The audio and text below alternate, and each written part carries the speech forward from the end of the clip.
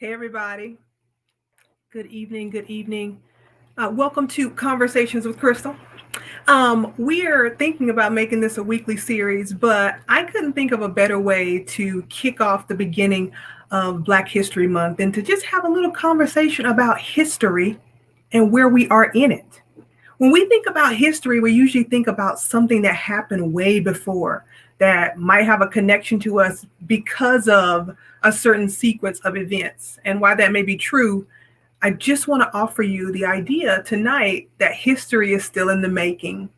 It is not just Black History Month, it's Black Present Month, it's Black Future Month. It is the embodiment of all things that are evolutionary, revolutionary, those ideas that are continuing to be seeded and planted. So I just wanted to offer you a quick story tonight. Many of you know that my mother and father never went to college, or my mother actually went for a couple years and she left to marry my father. So the idea that I am a first generation college graduate, I'm an artist, I am someone who has lived many lives and have fulfilled many dreams. And so sometimes I wear the t-shirt, I am my ancestors' wildest dreams, because it's not just a theory for me, it is an actual practice. My father lost both his legs in Vietnam on his second tour. My mother went to college, like I said, left after a couple years to marry my father, but then ended up really creating a future for herself. She was there at the lunch counters at A&T State University. She was in Greensboro during the civil rights movement. And she taught me a lot as I was growing up. Some people don't know that some of my first dance performances were at NAACP rallies and Black Caucus rallies. I was actually taught how to tap dance first by a man named Mr. McGee, who was a retired Navy veteran. And he did not call himself a tap dancer by any means. He called himself a hoofer. And if you know anything about dance and tap dance specifically, you know that that's a really kind of indigenous term to the form.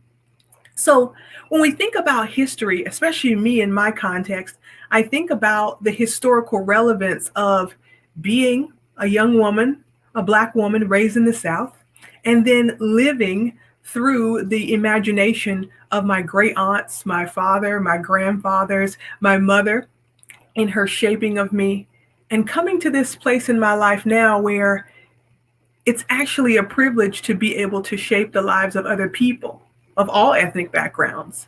As an educator, I've been able to think with people for years about their capacity and their potential, not just to do something, but to know themselves. And now as a coach, I'm looking back and thinking about all the people in my life who were contributing to my present, to my future, and who still have resonance as a part of my history. Many of those people will never be in books. Some of their names will never be said. People like Cozell Wilson, people like James B. McGee, people like Bob Jones, people who taught me that community was something you continue to make day by your choices and some of your sacrifices. I heard a lot of people think about what was the greater good in my upbringing. And it shaped me in many ways. The history of my life has shaped me to be a mother, an artist, an educator, a disciple, a coach, a community advocate, someone who doesn't mind getting their hands dirty for the greater good. And so I just wanted to jump on tonight and check in with you guys about your own history, about your own present, about your own future, and thinking really honestly about who made that with you. Who were the people who were getting their hands dirty to provide you with the experiences, the teachings, the lessons that you needed at that moment to be able to become who you are now? And then I want to think with you about what the process of becoming really looks like. I mean, I am what most people would call a life coach. I actually call myself a vision coach because I believe if you don't have a vision, you can't live a life, a full capacity life. And so when I think about vision, everything about my life up until now has been built around a vision, whether I had that vision for myself or someone else had that vision for me. In my artistic career, having a vision and bringing that to life, embodying it and sharing it with others. And as an educator, knowing really the true potential in a person, a student, or a colleague, or anyone who's in my midst, and to be able to see them higher. And so, when we think about history, before it's all said and done, we will all be a part of history. Maybe not to the magnitude that we read about in textbooks or that we hear repeated names touted, but we all have a part to play in history, right? If you think about it, whether you think you're a creative or not, you are.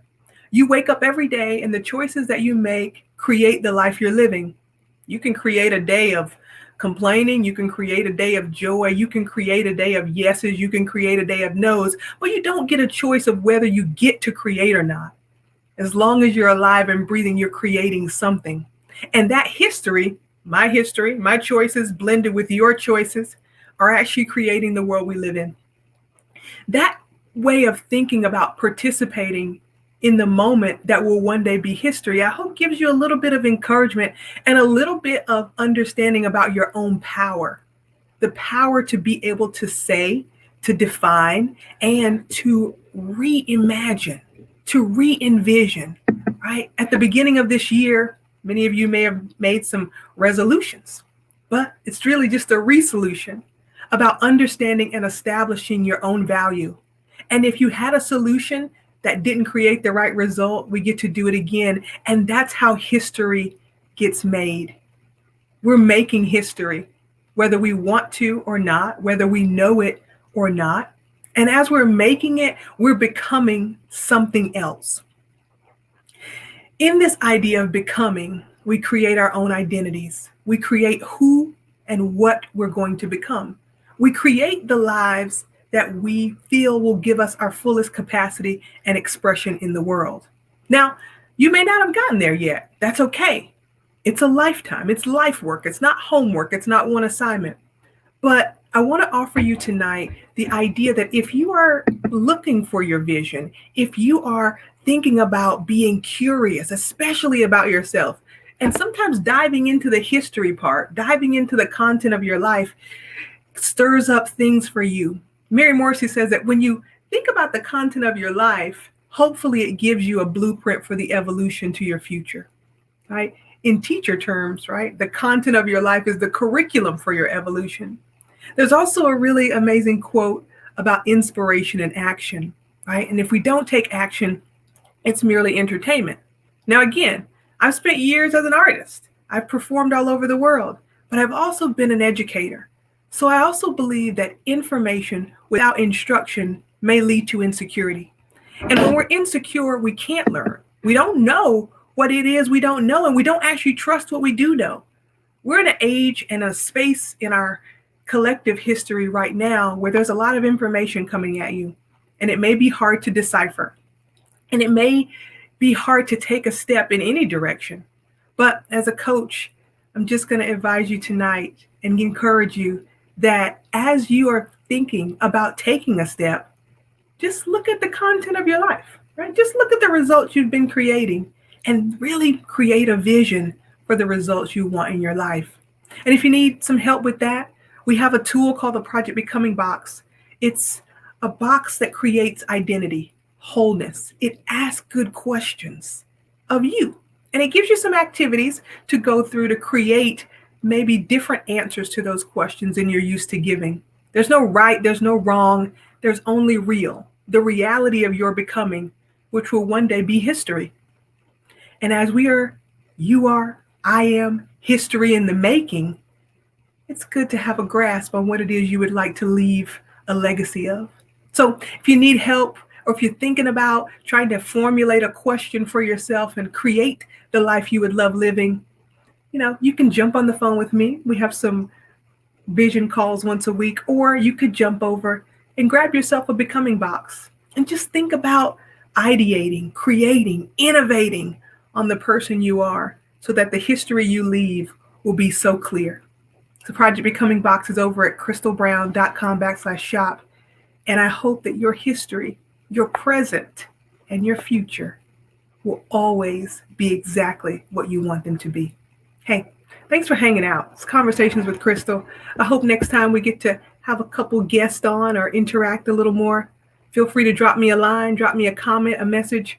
Happy to talk to you. Happy to be a partner in believing with your vision. Have a good night. Bye-bye.